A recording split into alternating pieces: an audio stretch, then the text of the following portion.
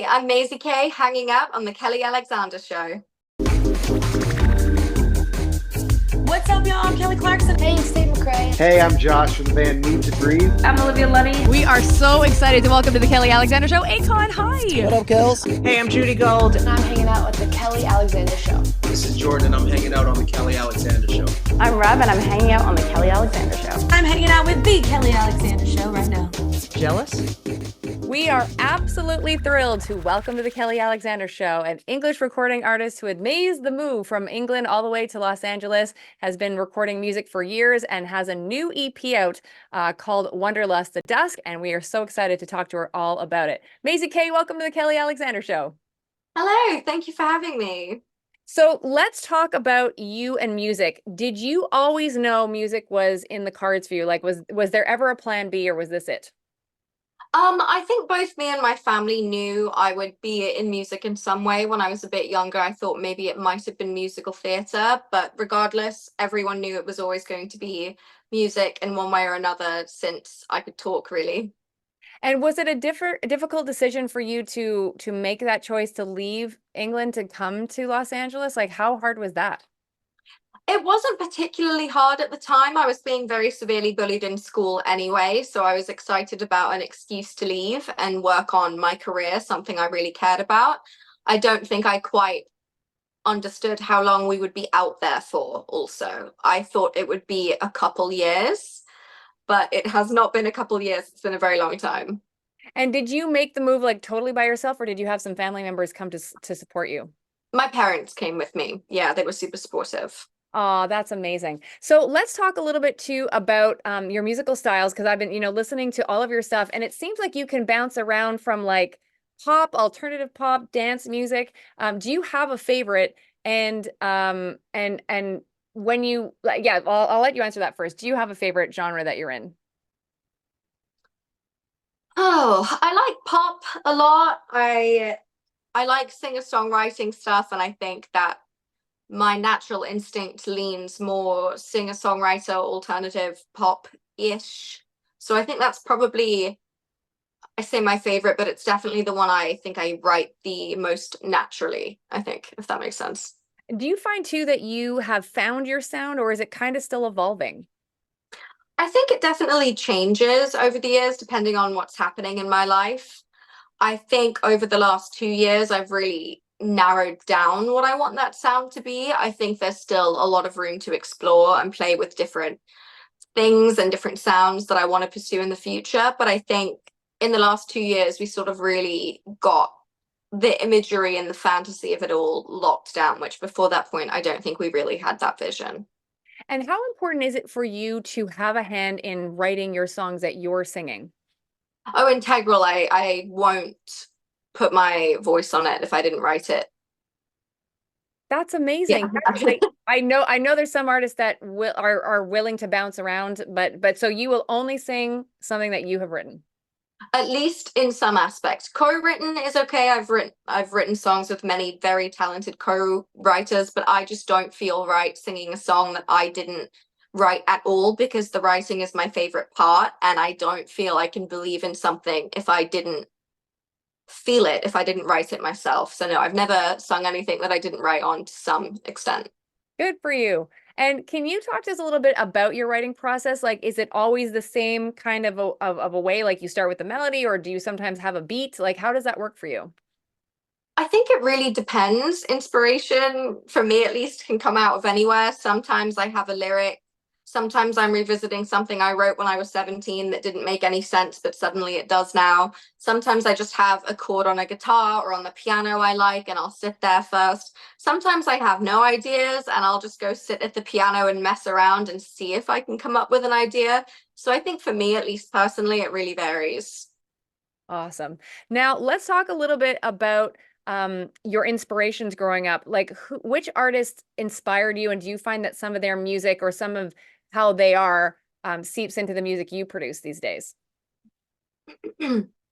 My idol growing up was always Freddie Mercury. I adored him. I named my cat after him. I'm a huge Freddie Mercury fan. I don't think my music sounds anything like him, because he was in a rock band and then he did an opera solo project. So I don't think we sound similar, but I do think there's something very charming about his stage presence and his commitment to being flamboyant and being dramatic and having fun and putting on a show. That is something I feel I aspire to try and at least come even slightly close to in my career with that stage presence. He was so captivating. You mentioned earlier that writing is your favorite part, but I wanted to ask you about performing. Like, is that challenging for you, or do you like love it almost as much? I think it's challenging at first, especially being an opener. Oftentimes, I don't get a band or an instrument, and it's a lot of pressure to just be up there just by yourself with people that most likely don't know who you are. So I think the first couple shows, I get very nervous, and I just hope that people will like me and people will like the show and people will be kind.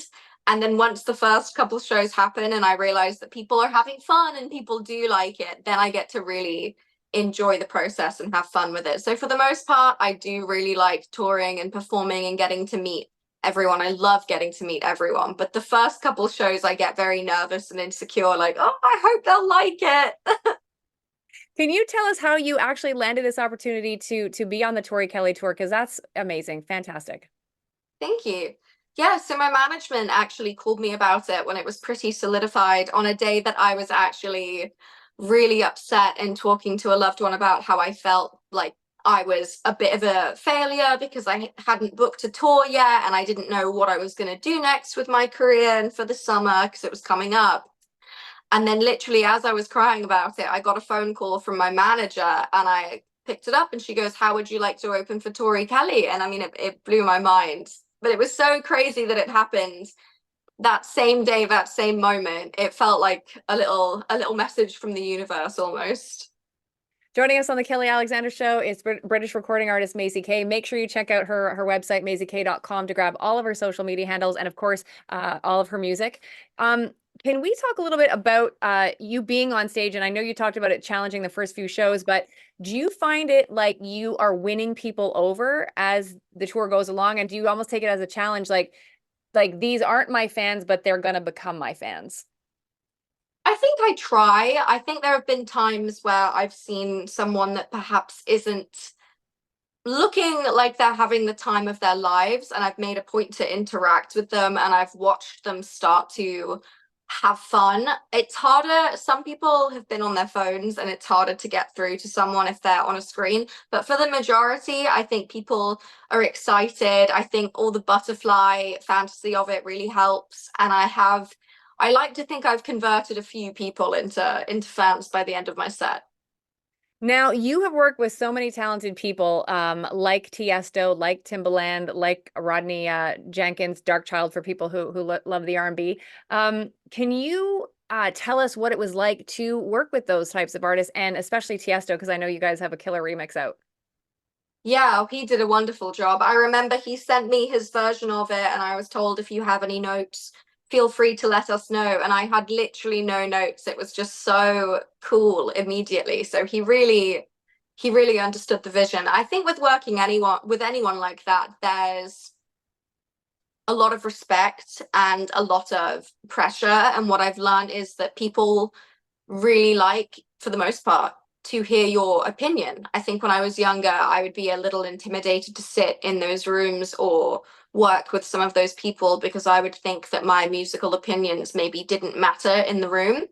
And what I've learned from working with people is they love the collaboration of making music, as do I. That's what makes it fun. That's what makes it special. So people really like for you to say your piece. And if you don't like something, they want you to tell them. And we worked together and there were no big egos, which was really lovely, really heartwarming.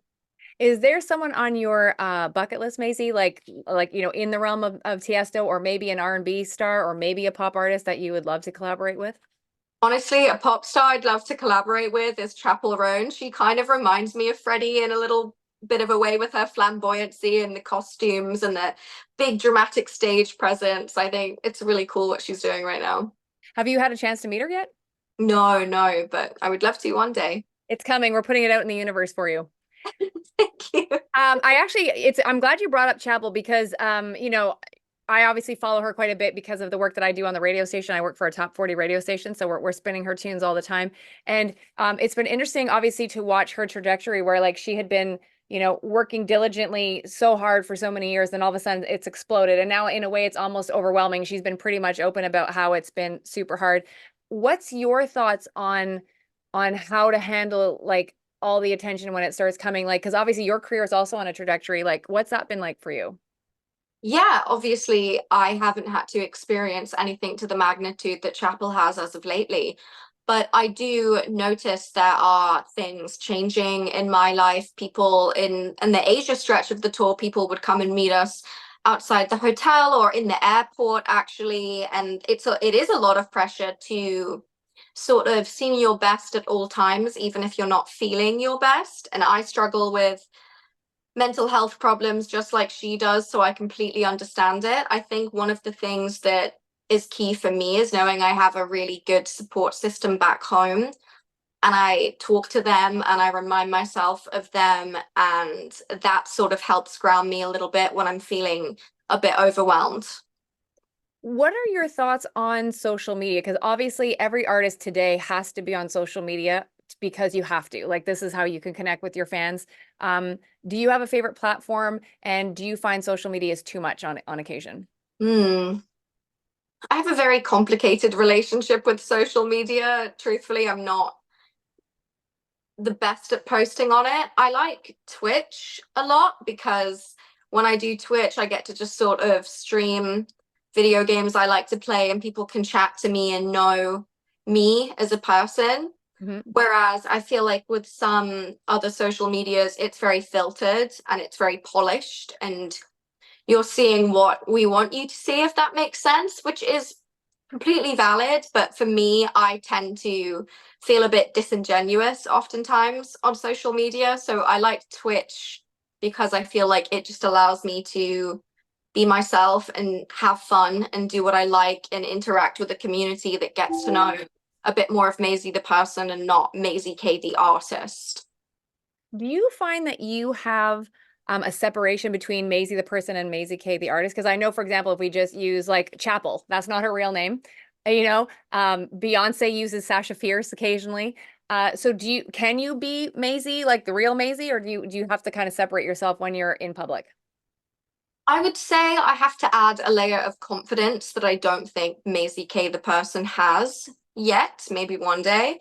But for example, when you're on stage like that and you can see, maybe let's say someone's just glued to their phone screen your whole set. Maisy K the person would probably go home and cry about that, to be transparent. But Maisy K the artist cannot do that. Maisy K the artist is in the middle of a set.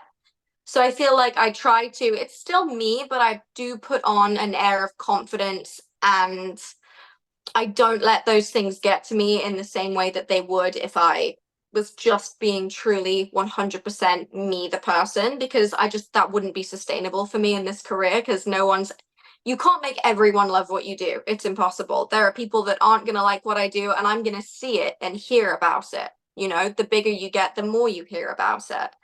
So yeah, sorry, bit of a ramble, but That's all good. I recently interviewed British recording artist Hayla, who sang with KX5 and Kygo and all that, and we talked about her fashion and how that kind of elevates her vocals and all that when she, like, her whole presence. Where does fashion sit for you when you're on stage? So I think my stage outfits are very costumey. They're very extravagant. I have 3 for this tour, and they're all in some way or form butterfly themed. One of them even has wings on the back of it that we're trial running. So they're very over the top. And I think maybe for me, when I was younger, I used to really love cosplay and dressing up in costumes. And I would always tell people I just felt more confident in a costume for whatever reason. I just felt more confident and more pretty and more all of these things that me outside of the costume wasn't feeling at the time. So I think honestly that helps my confidence on stage, to have the really cool, outlandish, big monarch butterfly bodysuit that's fully bedazzled. It's over the top, it's dramatic, it's a statement, but I think it makes me feel more confident and secure to be up on that stage doing that. Now, let's talk about your album, the EP, Wanderlust, the Dark, or the Dusk, sorry. What do you want people to take away from this project? And is it a collection of songs or is it actually like thematic? Yeah, so I have been calling Wonderlust the Dusk a nighttime sister to Wonderlust the Dawn, which I released in May. I think to get the full experience, you should listen to them both. I didn't want to commit to doing a full album yet, but to me, those two EPs exist in the same thematic universe. So I think to get the full Wonderlust experience, I would listen to it like it's one continuous project. But I think for me, the whole Wonderlust project was really an exploration of love as an adult and a deeper level of commitment that I hadn't really felt in my life before. And it's a very raw and honest take on the different stages of what that looked like for me at that point in my life. Obviously, you get a lot of, I'm sure, feedback from your fans when it comes to your lyrics and your songs. Obviously, when you're writing it, it's for your experience. What is it like when you get back somebody else's experience? When they're like, Maisy, this speaks to me because of XYZ. What does that feel like as an artist for you? Oh, it's wonderful. It's the reason why I want to do what I do. I remember I was so scared to put out part one of the EP because it was so honest and so vulnerable, and I was a bit afraid to share that online. And when I did, I got the most heartwarming messages. I'll never forget, I got this one comment from this older gentleman, and he said, I've been married to my wife for 20 years, and your song Sunlight made me remember how much I love her. And like things like that, they will stay with me forever. That's truly the best part of doing something like this, of making art in any way for me.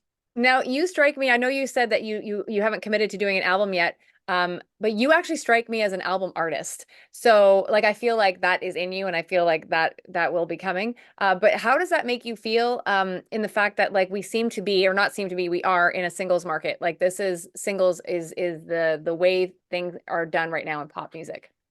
Yeah, it is challenging. It's not what I grew up with, so it's an adjustment that I do still struggle with, because I agree, I do love the concept of albums and different themes and really committing to it, but you have to be in the right place for it ultimately to drop an album. That's a really big commitment. And as you said, the market really just wants singles and quick. So it is hard. I try not to get too caught up in the cycle of that, because I feel like I was doing that a few years ago and I ended up getting a little obsessive over it. So I try to just write as much as I can, and we have multiple projects planned for the next year. So in some way or form, we're still releasing things, but I do wish I could. Yeah, I'd love to do an album with a full theme and really commit to that. I think that would be really fun. Before I let you go, I'd like to ask you a few quick questions that I call fast facts, just so your fans can get to, and new fans can get to know you a little bit. If you were sitting down to watch TV, what would be your favorite show from the past that you would love to like see rebooted? Oh, rebooted. Oh, that's a tough one. Well, okay, there's this great show from the 60s that was my mom's favorite show, and it was called The Clangers. I think they actually did remake it, but they did it with animation, and it's not the same. The 60s show was like not hand drawn, like handmade woolen puppets, and it was all stop motion. It's incredibly charming. I wish they could bring it back and do more, but the way it was in the 60s. Do you have a favorite, because we're heading, we're not too far away from holiday season. Do you have a favorite like Christmas cartoon that you love watching? Like whether it's a movie or an actual like Christmas holiday cartoon? Oh, I like Home Alone a lot. I know it's not a cartoon, but I think Home Alone's a classic. Amazing. What is always in your fridge, Maisy K? Cheese. Perfect. That's Instant. I knew instantly. if you could switch places with an artist or producer for one day, just to see how their life rolls out, who would it be and why? Oh man, I would love to see what Jack Antonoff is doing production wise. I don't know a lot about production, and I feel like there are a few better people I could learn that from than him right now. What is always or sorry, I should say, what is the screensaver on your phone? Oh, it's my boyfriend eating ramen in Japan. That's perfect. Now, when I was doing the prep for the interview, I know that it mentioned that you obviously have a love of animals. I know you have a cat, and some frogs apparently. What do animals like mean to you? How do they enhance Maisy K's life? I grew up with them. I grew up in the countryside. I had 4 dogs. I would always save snails and worms and other little critters from when the little boys wanted to stomp on them in school, and I'd bring them back to our garden on leaves. I've just always had a very natural affinity for animals. A couple of years ago, I started raising butterflies. That's where a lot of my butterfly motif comes from because I raised them in my personal life. So I've just always felt a really strong connection to them, and they bring me joy. If calories didn't count, what would you eat all day? Oh, I would have a Sunday roast dinner from England. It's like Thanksgiving, but oh God, there's so much pastry, there's so many potatoes. I would eat that every single day if I could. I have to ask you too, now that you've been in the States so long, what do you, apart from your your Sunday dinner, what do you miss the most from England? Like, is there a snack or is there like, I don't know, something that you wish was with you in the States? God, yeah, okay. I would have said the Sunday roast dinner, so thank you for clarifying. I had these really great little steak pies. They're called pucker pies, and they were always in the freezer. You could just reheat them. And I don't know what it is about them, but they are so good. And I dream of them sometimes. And you can't get them in the States because I've tried desperately. And you can't do it.